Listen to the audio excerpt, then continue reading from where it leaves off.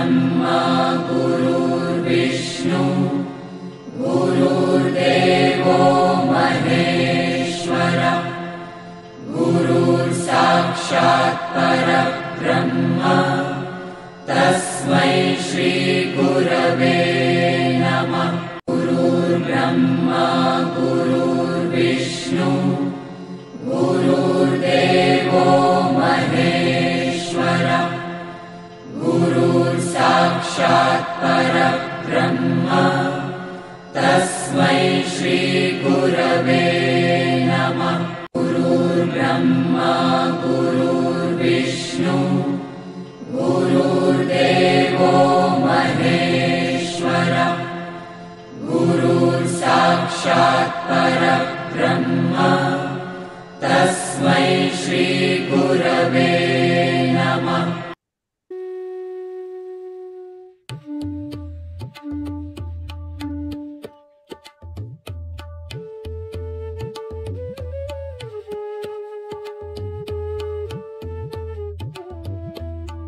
भगवद्गीता ज्ञानेश्वरीच्या आधारे सुरू असलेल्या प्रवचन मालिकेचे शीर्षक अध्यात्म यात्रा असे आहे।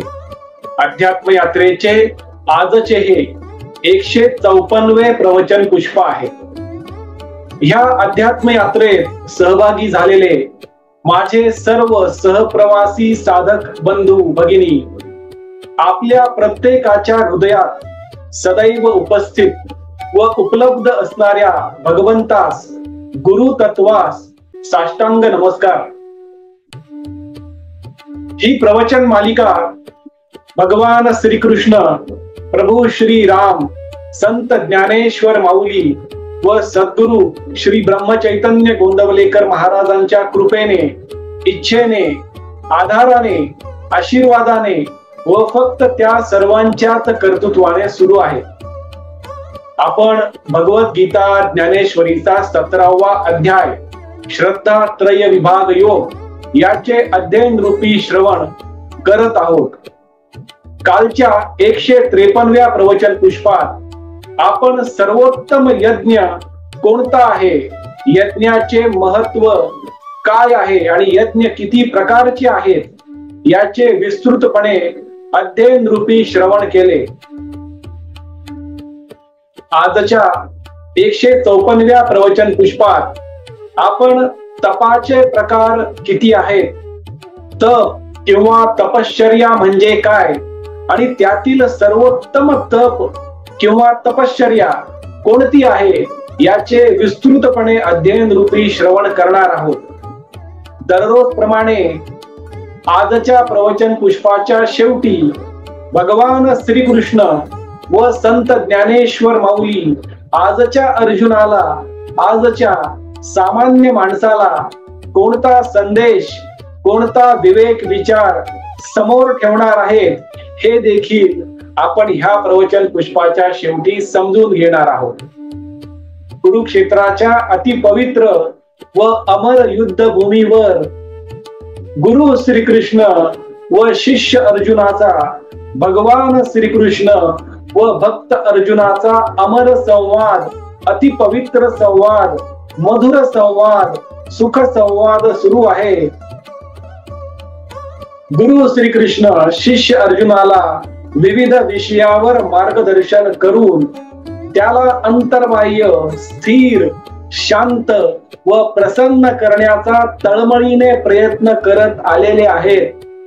आपल्या गुरूंच्या मार्गदर्शनाचे मनोभावे श्रवण करून शिष्य अर्जुन देखील हळूहळू टप्प्याटप्प्याने क्रमाक्रमाने आत्मज्ञानाच्या मंदिराची एक एक पायरी चढत चढत स्थिर, शांत व प्रसन्न होताना स्पष्ट जाणवत आहे। अर्जुनाची ही स्थिरता, शांतता, प्रसन्नता पाहून विवेकाचे महापर्वत असणारे गुरु श्रीकृष्ण प्रेमाचे, करुणेचे, दयेचे, आनंदाचे, समाधानाचे सर्वात खोल महासागर असणारे गुरु श्रीकृष्ण प्रसन्नतेचे, विनम्रतेचे सर्वोच्च दीपस्तंभ असणारे गुरु श्रीकृष्ण आत्मज्ञानाचे अजरामरपणे तळपत असणारे महातेजस्वी ज्ञान सूर्य गुरु श्रीकृष्ण अति आनंदी होतात, अति प्रसन्न होतात आणि अर्जुनाशी पुढे संवाद साधण्यास सुरुवात करतात. गुरु श्रीकृष्ण शिष्य अर्जुनाला म्हणतात, अर्जुना, आता थोड्याच वेळापूर्वी मी तुला सर्वोत्तम यज्ञ कोणता आहे, यज्ञ म्हणजे काय आणि यज्ञाचे किती प्रकार आहेत हे विस्तृतपणे श्रवण घडवले. आता मी तुला तपश्चर्या, तप म्हणजे काय, तपाचे महत्व आणि सर्वोत्तम तपश्चर्या किंवा तप कोणता आहे याचेही श्रवण घडवतो. ते देखील तू नेहमीप्रमाणे स्थिर व शांत चित्ताने समजून घे अर्जुना.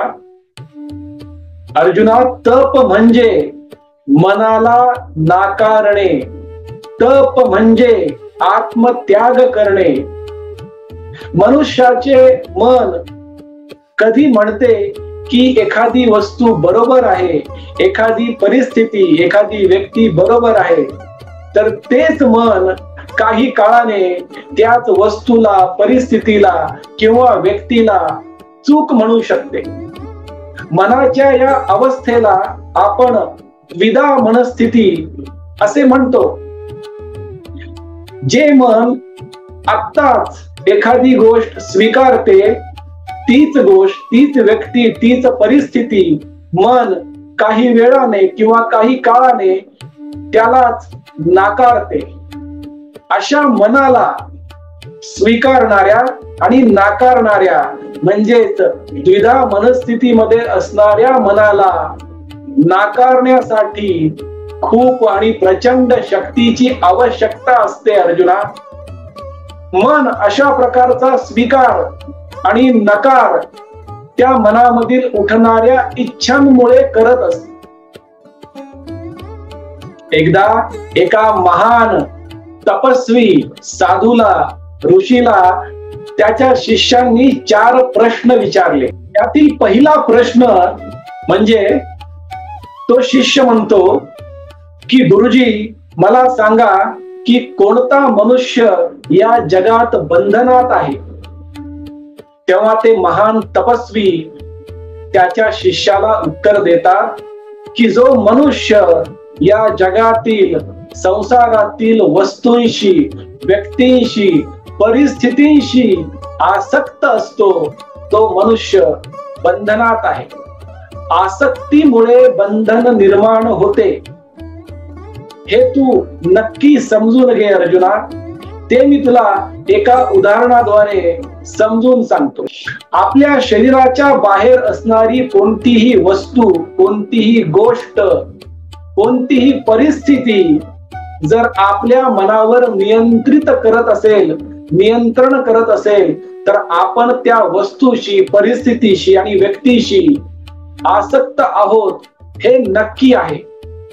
काही मनुष्य धनासोबत, सोन्यासोबत, संपत्ती सोबत आसक्त असतात. काही मनुष्य घराशी आसक्त असतात. काही मनुष्य स्वतःच्या नावासोबत आसक्त असतात. काही जण प्रसिद्धी सोबत, काही जण पैशासोबत, तर काही जण नात्यामध्ये आसक्त असतात. तर काही लोक स्वतःच्या शरीरासोबत आसक्त असतात. ह्या सर्व वस्तू, परिस्थिती, काही जण तर एखाद्या जागेसोबत सुद्धा आसक्त असतात. जागा बदलली तर त्या मनुष्याला झोप देखील येत नाही, जेवण देखील जात नाही, त्याला करमत देखील नाही. अशा प्रकारच्या आसक्ती मनुष्य स्वतःहून त्याच्या जीवनामध्ये निर्माण करतो. आणि ह्या कोणत्याही प्रकारची आसक्ती त्या मनुष्याच्या मनावर नियंत्रण ठेवते आणि त्याला बंधनात ठेवते अर्जुना. तो शिष्य दुसरा प्रश्न विचारतो, मग गुरुवर्य, तुम्ही मला सांगा की या जगात कोण मुक्त आहे. तेव्हा ते गुरु त्याला उत्तर देतात, जो मनुष्य कोणत्याही गोष्टीशी, वस्तूशी, व्यक्तीशी किंवा परिस्थितीशी आसक्त नाही तो मनुष्य संपूर्णतः मुक्त आहे. त्याला आनंदी राहण्यासाठी, प्रसन्न राहण्यासाठी, शांत राहण्यासाठी, स्थिर राहण्यासाठी, समाधानी राहण्यासाठी कोणत्याही बाह्य वस्तूची आवश्यकता नसते. नवे अशा मुक्त व्यक्तीला, आनंदी अलिप्त व्यक्तीला त्याच्या शरीराचीही, शारीरिक गरजांचीही आवश्यकता नसते. अर्जुना, स्वतःच्या शरीराकडे, स्वतःच्या विचारांकडे, स्वतःच्या मनाकडे, हृदयाकडे, अंतःकरणाकडे जो मनुष्य अलिप्ततेने वेगळा होऊन पाहू शकतो, जगू शकतो, आनंदी, समाधानी, प्रेमळ, शांत, स्थिर राहू शकतो, तो मनुष्य खरा मुक्त आहे. अर्जुना, अशा प्रकारचे उत्तर ते गुरु त्या शिष्याला देतात. तेव्हा तो शिष्य तिसरा प्रश्न विचारतो की गुरुवर्य, नरक म्हणजे काय किंवा खरा नरक कसा असतो? तेव्हा ते गुरु त्या शिष्याला उत्तर देतात, जो मनुष्य फक्त शरीराला लागणाऱ्या भौतिक वस्तूंच्या इच्छापूर्तीसाठी मनाचे, चित्ताचे, अंतःकरणाचे स्वास्थ्य बिघडवतो, स्वतःची अवस्था दयनीय करून घेतो, नैराश्यामध्ये बुडतो, तो मनुष्य जिवंत असतानाच नरकाचा अनुभव घेतोय आणि तोच खरा नरक आहे. मनाची दयनीयता, मनाचे नैराश्य, भौतिक वस्तूंसाठी दयनीयतेमध्ये जाणे, अंतःकरणाचे, मनाचे, चित्ताचे स्वास्थ्य बिघडवून घेणे म्हणजे नरक आहे. अशा प्रकारचे उत्तर ते गुरु त्या शिष्याला देतात. ते गुरु पुढे म्हणतात की जो मनुष्य शरीरासोबत आसक्त असतो, तो मनुष्य सर्व प्रकारचे दुःख, वेदना, दयनीयता, नैराश्य स्वतःच्या जीवनामध्ये आकर्षित करत असतो. जो मनुष्य फक्त शारीरिक स्तरावरच विचार करत असतो, शारीरिक गरजा भागवण्या पलीकडे त्याचे मन, बुद्धी याचा वापर करत नसतो, तो मनुष्य वेदना, दुःख, आजार, शारीरिक आजार, मानसिक आजार याचा अनुभव घेत असतो आणि तो मनुष्य खरा नरकात जिवंत असतानाच जीवन जगत आहे. अशा प्रकारचे उत्तरही ते गुरु त्या शिष्याला देतात. गुरु आता चौथ्या प्रश्नाचे उत्तर देणार आहे. शिष्य विचारतो की गुरुवर्य, मग स्वर्ग म्हणजे काय? ते गुरु म्हणतात, स्वर्ग म्हणजे जो मनुष्य त्याच्या सर्व वासनांचा, कामनांचा, इच्छांचा मनाच्या स्तरावर नाश करतो, त्याग करतो, तो मनुष्य खरा स्वर्गात जीवन जगत आहे असे तू समज शिष्या. अशा प्रकारचे उत्तर गुरु त्या शिष्याला देतात. ते गुरु पुढे म्हणतात की जो मनुष्य स्वतःच्या शरीराशी, मनाशी, कुटुंबाशी, कामाशी, कर्माशी, कर्तव्याशी, नावाशी, प्रसिद्धीशी, पैसा, धन, संपत्ती, घर, स्थावर मालमत्ता ह्या सर्वांबद्दल अनासक्त असतो, तो मनुष्य मुक्त आहे. आणि असा मुक्त आणि अलिप्त मनुष्यच जीवनाचा प्रत्येक क्षण स्वर्ग सुखात घालवत असतो. तो मनुष्य स्वर्गीय सुख प्रत्येक क्षणी अनुभवू शकतो, कारण तो मनुष्य अनासक्त आहे. आसक्तीशिवाय, कुठल्याही प्रकारच्या आसक्तीशिवाय त्याचे जीवन व्यतीत करत असतो. अलिप्त आनंदी व्यक्तीसारखे होण्यासाठी मनुष्याला सात्विक व्हावे लागते. शुद्ध सात्विकता स्वतःच्या जीवनामध्ये शारीरिक, मानसिक, वाचिक स्तरावर निर्माण करावी लागते आणि ती स्थिर करावी लागते. असा मनुष्य स्वर्ग सुखाचा अनुभव प्रत्येक क्षणी घेऊ शकतो. अशा प्रकारचे उत्तर ते गुरु त्या शिष्याला देतात. अर्जुना, मी तुला आता तप म्हणजे काय हे समजून सांगितले. आता मी तुला तप 3 स्तरावर केले जाऊ शकते, 3 पद्धतीने केले जाऊ शकते, याचे विस्तृत श्रवण घडवणार आहे. तेही तू स्थिर व शांत चित्ताने समजून घे. तपश्चर्येचा किंवा तपाचा पहिला स्तर म्हणजे शारीरिक स्तर आहे. शारीरिक तप हा पहिला स्तर.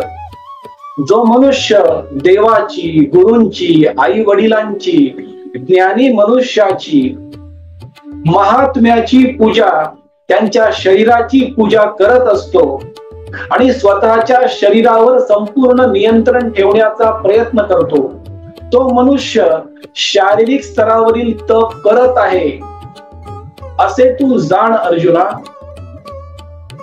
अर्जुना, तपाचा अर्थ मी तुला सांगितला की आत्मत्याग. जो मनाला अनेक विचारांमध्ये मिसळण्यास नकार देतो, तो मनुष्य तप करत आहे असे तू समज. अशा प्रकारचे तप करणे अत्यंत कठीण आहे, कारण मन हे सतत सर्व इंद्रियांशी जोडलेले असते आणि इंद्रिय हे भौतिकवादी जगाशी जोडलेले असतात, त्याच्या संपर्कात असतात. मन इंद्रियांमार्फत वेगवेगळ्या इच्छा निर्माण करत असतो, विकसित करत असतो आणि इंद्रियांना त्या इच्छापूर्तीसाठी वापरून घेतो. मनाला कृती करण्यासाठी इंद्रिय सदैव उत्सुक करतात. आपल्या मनावर नियंत्रण ठेवण्याची शक्ती विकसित करावी लागते आणि त्या प्रक्रियेला म्हणतात तपश्चर्या किंवा तप.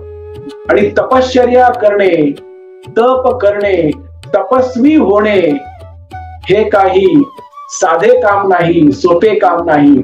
ते अत्यंत कठीण जरी असले तरी एक मनुष्य तपस्वी बनू शकतो. त्याची सुरुवात तो शारीरिक तपाने करू शकतो. त्याचे उदाहरण म्हणजे जेव्हा मनुष्याला भूक लागते तेव्हा भुकेपेक्षा कमी खाणे म्हणजे शारीरिक तपाचाच प्रकार आहे. रोज ठरलेल्या वेळेत अंघोळ करून ठरलेल्या वेळेत साधना करणे, नामस्मरण करणे, देवपूजा करणे, गुरूंची सेवा करणे, हे सर्व ठरलेल्या वेळेत करणे म्हणजे शारीरिक तपच आहे अर्जुना. कारण यामध्ये अनुशासन असते. शारीरिक तप करण्यासाठी मनुष्याला अनुशासित व्हावे लागते. पूजा होईपर्यंत, साधना होईपर्यंत, नामस्मरण होईपर्यंत जेवण करणार नाही, अन्न ग्रहण करणार नाही, अन्न सेवन करणार नाही आणि अन्न सेवन करेल ते सुद्धा भुकेपेक्षा कमी, हे शारीरिक तपाचा सर्वोत्तम प्रकार आहे. यामुळे मनुष्य हळूहळू त्याच्या इंद्रियांवर नियंत्रण ठेवू शकतो आणि जो मनुष्य त्याच्या इंद्रियांवर नियंत्रण ठेवू शकतो तो शारीरिक तपाचा स्तर त्याने पूर्ण केलेला आहे असे तू जाण अर्जुना. तपश्चर्येचा, तपाचा पुढील स्तर म्हणजे वाणीचा तप, वाचेचा तप म्हणजे शब्दाचा तप. जो मनुष्य कधीही कुणालाही न बोचणारे, त्या व्यक्तीला प्रिय वाटणारे, हितकारक, यथार्थ भाषण, यथार्थ शब्द वापरत असतो, तो मनुष्य वाणीचा तप, वाचेचा तप, शब्दाचा तप करत आहे असे तू जाण अर्जुना. तो मनुष्य वेदशास्त्रांचेही पठन करत असेल, तो मनुष्य परमेश्वराच्या नामस्मरणाचाही अभ्यास करत असेल, तो मनुष्य वाणीचा तप करत आहे. शारीरिक तप हे स्थूल असते, पण वाणीचा तप हा सूक्ष्म असतो. कारण वाणीच्या तपामध्ये आपल्या शब्दावर संपूर्ण लक्ष केंद्रित करावे लागते. आपल्या वाणीवर, आपल्या वाचेवर, आपल्या बोलण्यावर संपूर्णपणे नियंत्रण ठेवावे लागते. शब्द हे साखरेपेक्षाही गोड असावे लागतात. माझ्या बोलण्याने कोणाच्याही मनाला त्रास होणार नाही अशा प्रकारचे बोलणे करावे लागते. सत्य बोलावे लागते, पण ते हितकारीही असावे लागते आणि कुणाचेही मन न दुखवता बोलता आले पाहिजे. अप्रिय, अहितकारी बोलणे टाळावे लागते. हितकारक असेल, एखाद्याचे कल्याण होणार असेल तरच बोलावे लागते. बोलताना नेहमी विचार करून बोलावे लागते. ह्याला वाणीचे तप म्हणतात, वाचेचे तप म्हणतात, किंवा साध्या भाषेत शब्दाचे तप म्हणतात. वाणीचे तप मी तुला एका उदाहरणाद्वारे स्पष्ट करून सांगतो. एकदा एका युवकाचे वडील वारले होते. तो युवक त्याच्या वडिलांचा खूप आदर करत होता. वडील वारल्यामुळे त्याच्या वडिलांचे मित्र त्याच्या घरी त्याला भेटण्यास आले. त्या सर्व मित्रांनी त्याला त्याच्या वडिलाबद्दल काही चुकीच्या गोष्टी सांगितल्या आणि जास्तीत जास्त चांगल्या गोष्टी सांगितल्या. चांगल्या आठवणीही सांगितल्या आणि चुकीच्या आठवणीही सांगितल्या. जेव्हा ह्या सर्व आठवणी त्या युवकाला सांगितल्या, तेव्हा त्या युवकाच्या वडिलांवरील श्रद्धेवर थोडासा तडा गेला. या ठिकाणी त्या युवकांच्या वडिलांचे जे मित्र त्याच्या घरी आले होते, त्यांनी जर काही गोष्टी बोलणे टाळले असते, त्यांच्या वाणीवर नियंत्रण ठेवले असते, तर कदाचित त्या युवकाच्या वडिलांच्या श्रद्धेवर तडा गेला नसता. काही ठिकाणी काही शब्द न बोलणे हे जर समोरच्या व्यक्तीसाठी हितकारी असेल तर ते तसे करावे. या ठिकाणी त्याच्या वडिलांच्या मित्रांनी काही बोलणे टाळणे आवश्यक होते. थोडे बोलावे पण मवाळ बोलावे, थोडे बोलावे पण छान आणि गोड बोलावे. आणि यासाठी मनुष्याला स्वाध्याय म्हणजे स्वयं विकासावर, स्वतःच्या वाणीवर नियंत्रण ठेवणे आवश्यक असते. आणि ते सद्ग्रंथाच्या वाचनाद्वारे होऊ शकते, संतांच्या चरित्राच्या वाचनाद्वारे होऊ शकते. कारण वाणीचा तप हा शारीरिक तपापेक्षा अवघड असतो. बोललेला शब्द परत घेता येत नाही. याला वाणीचे तप असे म्हणतात अर्जुना. तपाचा पहिला स्तर शारीरिक स्तर, दुसरा स्तर वाणीचा तप. हे मी तुला समजावून सांगितले. आता मी तुला तिसऱ्या स्तराचा तप समजावून सांगतो. तो आहे मानसिक स्तराचा तप किंवा मनाचा तप. जो मनुष्य स्वतःचे मन स्थिर, शांत, आनंदी, समाधानी, प्रसन्न, विवेकी ठेवण्याचा प्रयत्न करत असतो, ते प्रयत्न तो सतत करत असतो. ते प्रयत्न करत असताना तो भगवंताचे चिंतन देखील करत असतो, मनाचा निग्रह करतो आणि अंतःकरणातील भावांची पूर्ण पवित्रता जपतो. तो मनुष्य मानसिक स्तरावरील तप म्हणजे मनाचा तप करत आहे असे तू जाण अर्जुना. जो मनुष्य मनाचा तप करत असतो तो नेहमी त्याचे मन प्रसन्न ठेवण्याचा आतोनात प्रयत्न करत असतो. प्रसन्न राहण्याचा प्रयत्न करणे म्हणजेच मानसिक तप आहे. मानसिक तप करताना मनुष्याला जास्तीत जास्त मौन पाळावे लागते. मौन पाळणे म्हणजे अबोला धरणे नव्हे. मौन पाळणे म्हणजे मनन करणे, चिंतन करणे. अबोला म्हणजे मनन चिंतन न करता फक्त शब्दावरच बंधन ठेवणे म्हणजे अबोला धरणे आहे. न बोलणे म्हणजे अबोला, पण मौन म्हणजे आपल्या विचारांवर मनन करणे, चिंतन करणे. मनाने नेहमी सद्गुणांचे, संतांच्या विचारांचे आणि भगवंताचे चिंतन मनन करणे म्हणजे मौन पाळणे आहे. आणि असे केल्याने मनुष्याला मनाची प्रसन्नता लाभते. याला मानसिक तप असे म्हणतात. अर्जुना, मी तुला शारीरिक स्तरावरील तप, वाणी स्तरावरील तप आणि मानसिक स्तरावरील तप समजावून सांगितले. आता मी तुला तपाचे 3 प्रकार सांगतो आणि त्यातील सर्वोत्तम तप, सर्वोत्तम तपश्चर्या कोणती आहे ते देखील समजावून सांगतो. तपश्चर्येचे 3 प्रकार आहेत. पहिला सात्विक तप, दुसरा राजसी तप, तिसरा तामसी तप. जो मनुष्य आता सांगितलेल्या 3 स्तरावरील तप, शारीरिक, वाणीचा तप आणि मानसिक तप, कोणत्याही प्रकारच्या फळांची इच्छा न बाळगता अत्यंत श्रद्धेने, भक्तीने, निरपेक्ष भावाने करतो, तो मनुष्य सात्विक तप किंवा सात्विक तपश्चर्या करत आहे असे तू जाण अर्जुना. जो मनुष्य अशा प्रकारचा सात्विक तप, शारीरिक, वाणी आणि मानसिक हे 3ही स्तरावरील तप कर्तव्य म्हणून करतो, तो मनुष्य सात्विक तप करत आहे.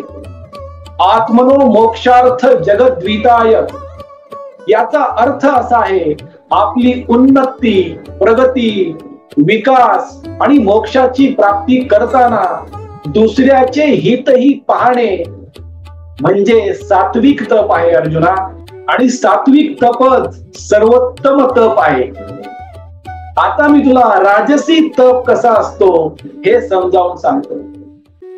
जो मनुष्य शारीरिक, वाणी आणि मानसिक स्तरावरीलचे तप दिखाव्यासाठी, दांभिकतेसाठी, सत्कार, मान, पूजा होण्यासाठी, स्वतःच्या स्वार्थासाठी, पाखंडीपणाने, क्षणिक फळासाठी करतो, तो मनुष्य राजसी तप करत आहे असे तू नक्की जाण अर्जुना. कारण हा राजसी तप करणारा राजसी मनुष्य, राजसी वृत्तीचा मनुष्य सत्काराच्या अपेक्षेने, मान मिळावा याच्या आकांक्षेने, हार तुरे घालावे या अपेक्षेने, माझा जय जयकार करावा या इच्छेने केलेला तप आहे. म्हणून हा राजसी तप दिखाव्यासाठी, दांभिकतेसाठी केला जातो. मी चांगले काम केले म्हणून किती जण माझी वाहवा करतात, माझ्यासाठी टाळ्या वाजवतात, माझा जय जयकार करतात, हे सतत पाहणारा मनुष्य म्हणजे राजसी वृत्तीचा, राजसी तप करणारा मनुष्य आहे असे तू नक्की जाण अर्जुना. आता तामसी तप कसा असतो हे समजून घे.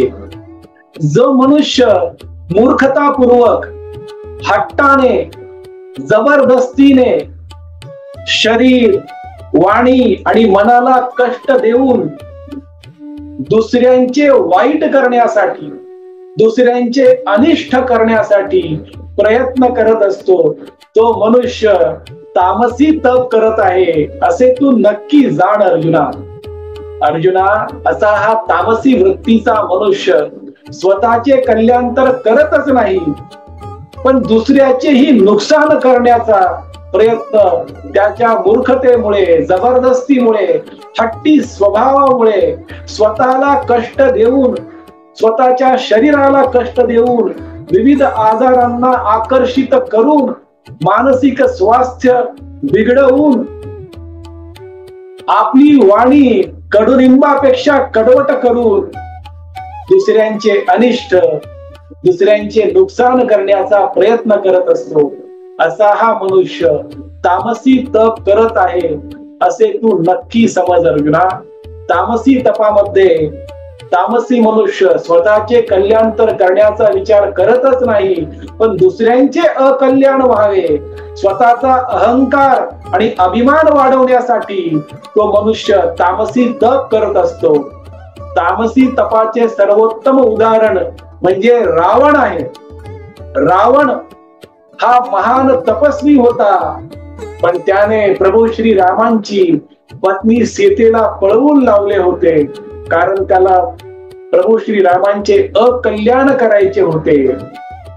पण शेवटी झाले काय, तर रावणाला त्याचा जीव गमवावा लागला. जीव गमावण्याआधी तो शारीरिक स्तरावर, मानसिक स्तरावर आणि वाचिक स्तरावर स्वतःचे अकल्याण करून घेतलेला होता. अशा प्रकारचे तामसिक तप करणारा म्हणजे रावणच असू शकतो. अर्जुना, तामसी तप याने ना स्वतःचे कल्याण होते ना इतरांचे कल्याण होते. सात्विक तप, राजसी तप आणि तामसी तप यापैकी सर्वोत्तम प्रकारचा तप म्हणजे सात्विक तप आहे, जो मनुष्य शारीरिक, वाणी आणि मानसिक स्तरावरील संपूर्ण नियंत्रण कोणत्याही फळाच्या अपेक्षेविना श्रद्धेने, भक्तीने मिळवतो, तो मनुष्य सात्विक तप करत आहे. आणि सात्विक तप हेच सर्वोत्तम आहे. अर्जुना, या युद्ध कर्माच्या निमित्ताने तू देखील सात्विक तपच करायला निघालेला होतास. पण कौरव सेनेतील तुझे आप्त, सखे, मित्र, सवंगडी, नातलग, गुरुवर्य पाहून काही क्षणासाठी तुझा भावनिक असमतोल झाला होता, कारण तू काही क्षणासाठी आसक्त झाला होतास. त्यामुळे तुझे मानसिक संतुलनही थोडेसे ढळले होते, पण तू आता त्यातून पूर्णपणे बाहेर पडलेला आहेस. अर्जुना, हा सात्विक तपश्चर्या, ही सात्विक तप तू पूर्ण कर. अर्जुना, सात्विक तप म्हणजे तुझे युद्ध कर्म. अधर्मी लोकांच्या विरोधात, अन्याय करणाऱ्या लोकांच्या विरोधात, अनाचाराने वागणाऱ्या लोकांच्या विरोधात शस्त्र उचलणे हेच तुझे सात्विक तप आहे आणि हीच तुझी सात्विक तपश्चर्या आहे. अर्जुना, उठ, उभा राहा, आत्मविश्वासाने तुझे शस्त्र उचल आणि तुझी सात्विक तपश्चर्या, तुझे सात्विक तप, युद्ध कर्म, स्वकर्म, नियत कर्म सफल संपूर्ण कर. अर्जुना, पहा, तुझ्या या सात्विक तपाच्या श्रद्धेमुळे, भक्तीमुळे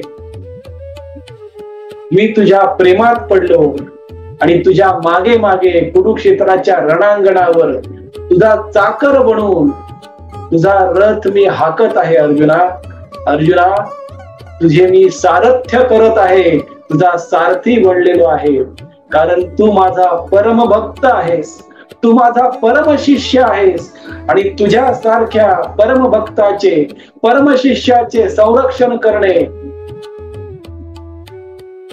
तुझ्या जीवनाला दिशा देणे, तुला प्रोत्साहन देणे, सत्कर्म करण्यासाठी प्रवृत्त करणे हा माझ्यासाठी सात्विक तप आहे. अर्जुना, अशा प्रकारचे मार्गदर्शन गुरु श्रीकृष्ण द्वापार युगातील शिष्य अर्जुनाला करत आहेत.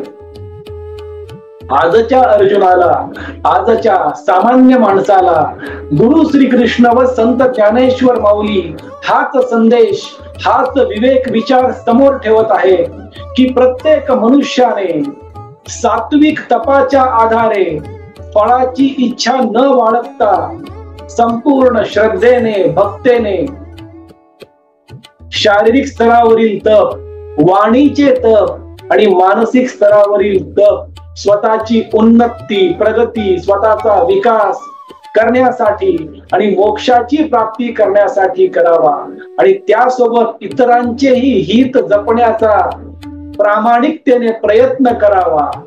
हाच सात्विक तप जो गुरु श्रीकृष्णांनी द्वापार युगातील अर्जुनाला सांगितला होता तोच गुरु श्रीकृष्ण आणि संत ज्ञानेश्वर माऊली आजच्या अर्जुनाला, आजच्या सामान्य माणसालाही सांगत आहेत. आपण भगवद्गीता ज्ञानेश्वरीचा 17वा अध्याय श्रद्धा त्रय विभाग योग याचे अध्ययन रूपी श्रवण करत आहोत. उद्याच्या 155व्या प्रवचन पुष्पात आपण दानाचे प्रकार किती आहेत, दानाचे महत्व कसे आहे आणि त्यातील सर्वोत्तम दान कोणते आहे याचे अध्ययन रूपी श्रवण करणार आहोत. उद्याचे 155वे प्रवचन पुष्प हे ह्या 17व्या अध्यायाचे श्रद्धा त्रय विभाग योग या अध्यायाचे शेवटचे प्रवचन पुष्प असणार आहे. 156व्या प्रवचन पुष्पापासून आपण भगवद्गीता ज्ञानेश्वरीचा शेवटचा अध्याय 18वा अध्याय याचे अध्ययन रूपी श्रवण सुरू करणार आहोत. आपण आज परत एकदा सर्वांनी वाणी सेवा करण्याची संधी व सौभाग्य दिले त्याबद्दल आपला आजन्म ऋणी व कृतज्ञ राहील. आजची झालेली वाणी सेवा भगवान श्रीकृष्ण, प्रभू श्री राम, संत ज्ञानेश्वर माऊली या सर्वांच्या चरणी, सद्गुरु श्री ब्रह्मचैतन्य गोंदवलेकर महाराजांच्या पवित्र पादुकावर व आई वडिलांच्या चरण कमलावर मनोभावे अर्पण करूया.